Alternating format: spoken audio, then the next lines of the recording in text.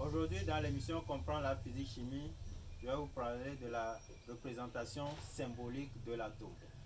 Rappelons que l'atome, c'est la plus petite particule de la matière qu'on retrouve dans tous les états de la matière, le gaz, l'eau et les solides.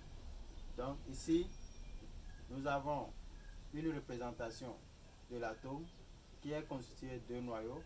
Le noyau qui représente plus de 80% de la masse de l'atome, qui est composé du proton et de neutrons. Les protons sont chargés positivement et les neutrons n'ont pas de charge, autour desquels gravitent des électrons qui circulent dans le nuage électronique qui sont chargés négativement. Raison pour laquelle on dit souvent que l'atome est électriquement neutre, ça veut dire que le nombre d'électrons est égal au nombre de protons. Maintenant, ça c'est une représentation symbolique de l'atome. Le X représente l'atome, ça peut être de l'oxygène, du carbone, et le A c'est le nombre de masse ou le nombre de nucléons. Le nucléon c'est la somme du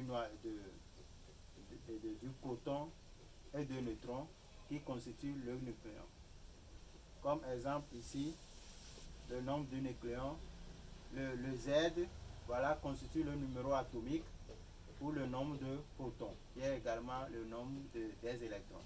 Donc, ici maintenant, pour trouver le nombre de... Ça, c'est un exemple d'atome d'oxygène qui a 17 ici comme le nombre de le nucléon et 8 comme le nombre de protons. Donc pour trouver maintenant le nombre de neutrons, il faut faire A moins Z, d'où 17 moins 8, on va trouver 9 comme nucléon.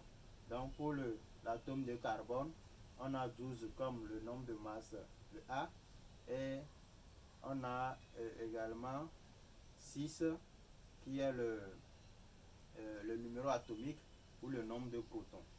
Donc, ici pour calculer le nombre